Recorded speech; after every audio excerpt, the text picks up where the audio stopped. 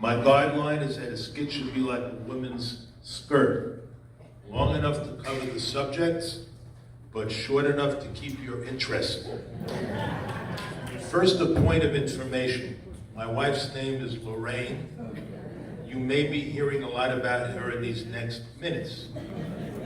No matter how long I take here, when I'm finished, I always go over there and I ask Lorraine, how did I do? She always says, you did well, but you took too long. I ran some of my material by her, and in an effort to boost my confidence, of course she called it stupid. I wasn't sure if she meant me or the material. I told her stupid is funny. You have to know your audience. Stupid stories fit this community perfectly. Please, everyone look around you. Do you see any Einsteins here? As an example of your stupidity, everyone here paid $7 to see this shit show. An advantage of getting old and senile is you forget which books and movies you have read before so you can enjoy them again. I don't remember what I said in the past skits and hope I am not repeating anything, but scanning this audience, if I don't remember anything, you certainly don't. Every Wednesday, about 15 to 20 guys have breakfast together at the cafe. As always, conversation turns to sex or lack thereof with our Jewish wives. Our waitress, Lisa, you may remember her, she's kind of short and blonde, came over and yelled, I heard you guys, I heard what you said, I am Jewish, I love sex. I said it absolutely can't be. Sex and Jewish wives just don't go together. She insisted. So I asked her, is your father Jewish? She said yes. Is your mother Jewish? She said yes. I said, this just can't be. Is there anything else I need to know? There must be something I am missing. She finally turned around and replied, I was adopted. It's a true story. But the truest of the stories anyway. This next story is very important to me.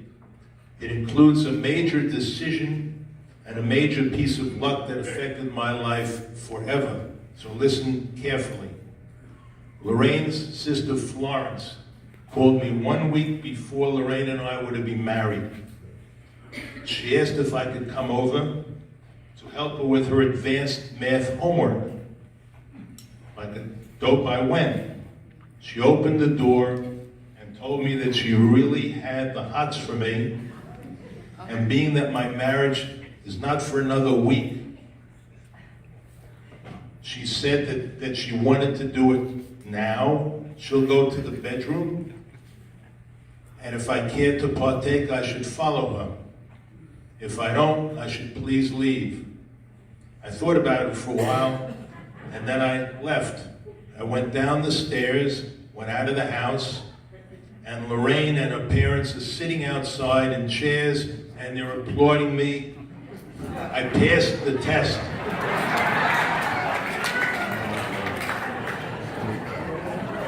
I often wonder how different my life would have been had I not left my condoms in my car.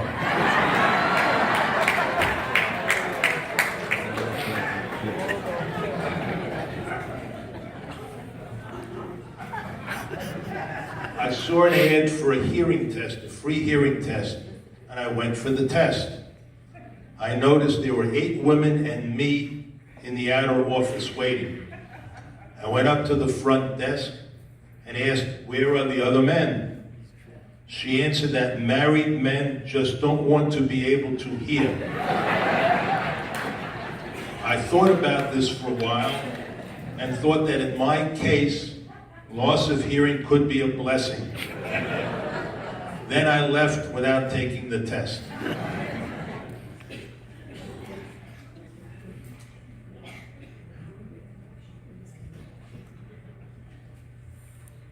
I get no respect from my good friends at the Palms, and they also make me worry about my appearance. I have a very good friend, Sherwin Berman, sitting here. And we were both sitting on lounge chairs out at the pool, and he asked me, how old am I? I told him to guess. He guessed 77. I angrily told him I am 72. He said, no way, no freaking way. So I told him it is always polite to guess on the low side when you're guessing a person's age. So Sherwin said, that's what I did.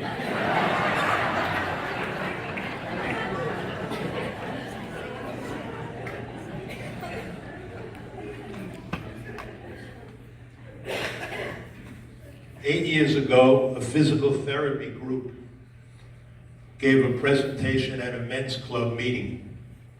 My good friend Marty Applebaum told me that it was a very good group and that I should use them. It was a physical therapy group. I answered that they didn't take my medical insurance plan. He said, yes, they do take Medicare. I told him that I wasn't Medicare eligible. He stared at me and said, wow, God didn't do you any favors.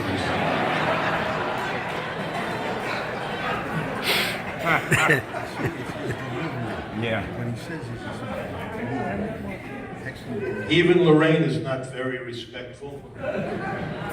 Lorraine can program a ringtone on her phone for specific people.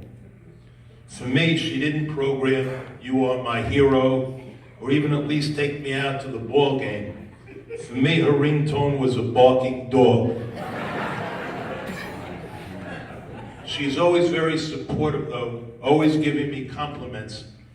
Just the other night, she complimented me on not getting any of the ice cream on my shirt.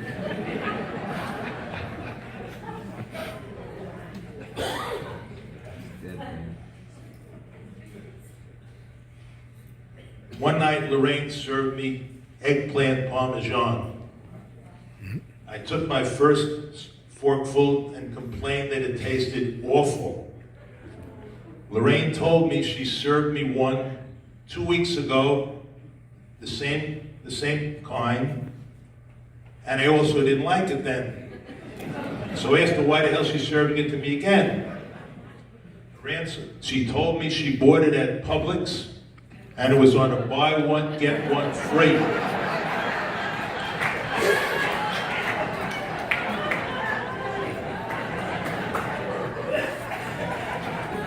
I told them that this one, since this is free, why didn't she just throw it out? Her answer was that the one a few weeks ago was the free one, and this is the one she paid for, so she couldn't dump it.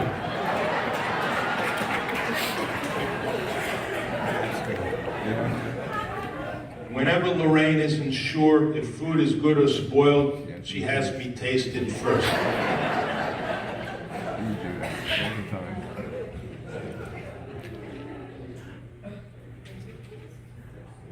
Just bear with me a minute here.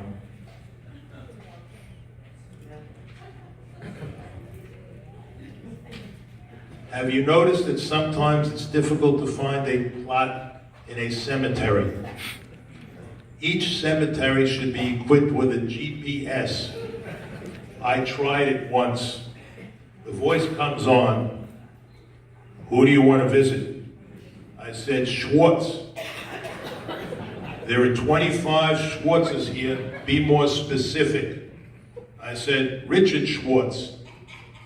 There are 4 Richard Schwartzes. Be more specific. So I gave the birth date. The GPS said, carefully follow these directions. Go straight ahead and make the second left when you get to Shapiro.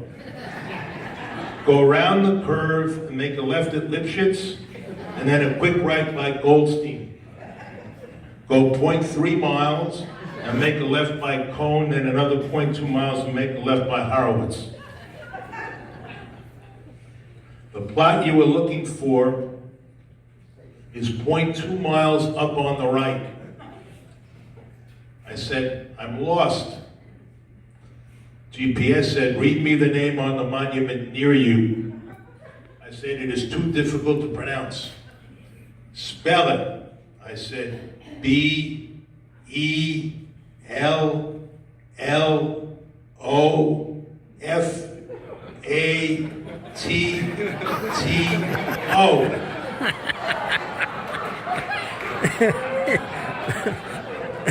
GPS said, that is Bellafato. Schmuck, you went too far, you're in the wrong cemetery. Not only that, but he is still alive. However, since he just became a board member in a community called Valencia Palms, he will have a lot of agita and will be arriving here soon.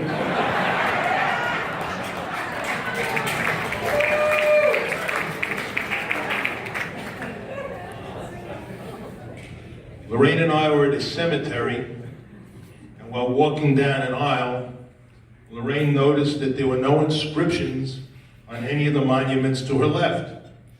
She said she was surprised that so many people must have died recently. I had to tell her that we were looking at the backs of the monuments.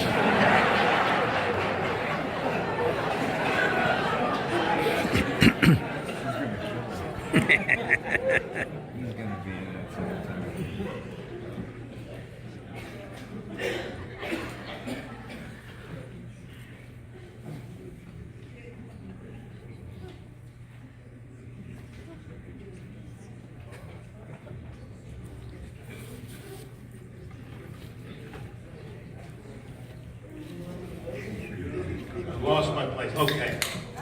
The last annual comedy club was not 5 years ago, Kenny, it was 4 years ago. It featured a full Monty vignette where a number of our esteemed residents came on the stage naked except for diapers. It has taken 4 years for most of us to stop having nightmares about it.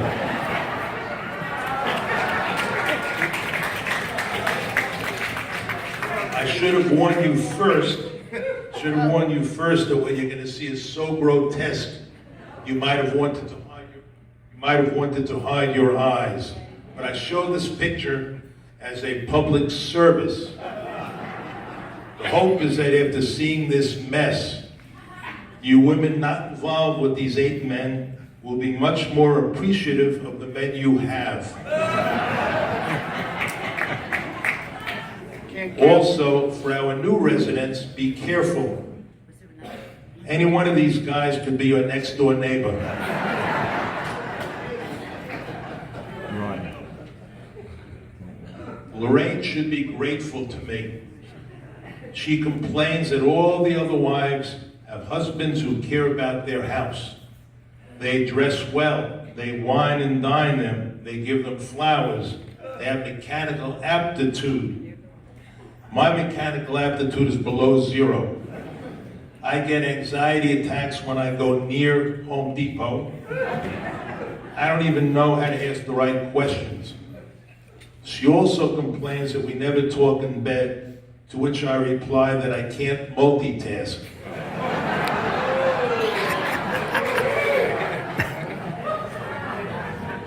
Despite all this, I just tell Lorraine she has something that almost none of the other wives here have.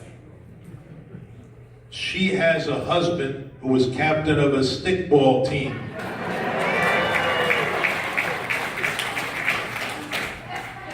I also tell her that because I care for her, I set the bar so low that if I predecease her, she should have no problem finding a replacement.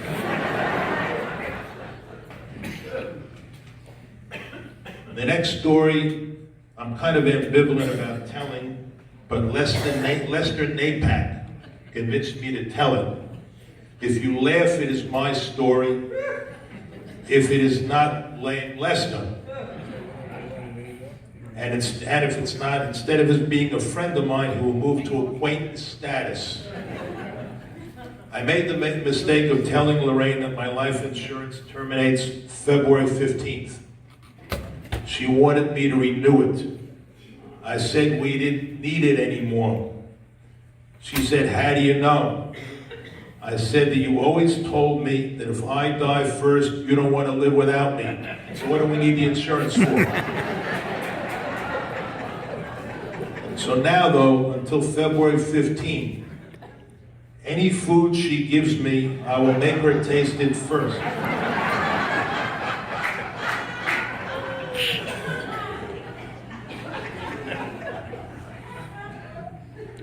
Just some quick thoughts. Thou shalt not commit adultery. That's one of the commandments. It was a lot easier then when people only lived 30 to 40 years and you only had to put up with your wife for at most 15 to 20 years.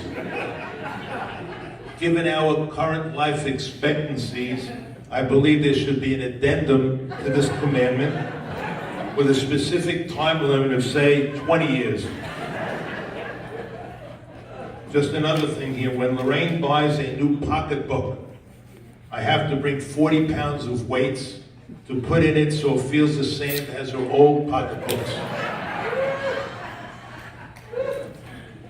When buying a mattress at a store, couples make a mistake by each separately lying down to try it out. Instead, they should lie one on top of another, and to further test the mattress, tell the salesperson that they now want to daven together. Do any of you guys ever have parking-itis? I have parking-itis. Every time we go anywhere and I've got to park a car at a mall or anywhere else, wherever I park that car is not good enough for Lorraine. I always get the question, why did you park there? Why didn't you take that other spot? And I'm just asking, I'm hoping that you guys don't have the same problem I have. Lastly, we were at home watching a foreign movie with subtitles. Lorraine asked me to please turn up the volume. Sorry, my phone's ringing. Oh, Lorraine? Okay, I'm coming off now. Thank you.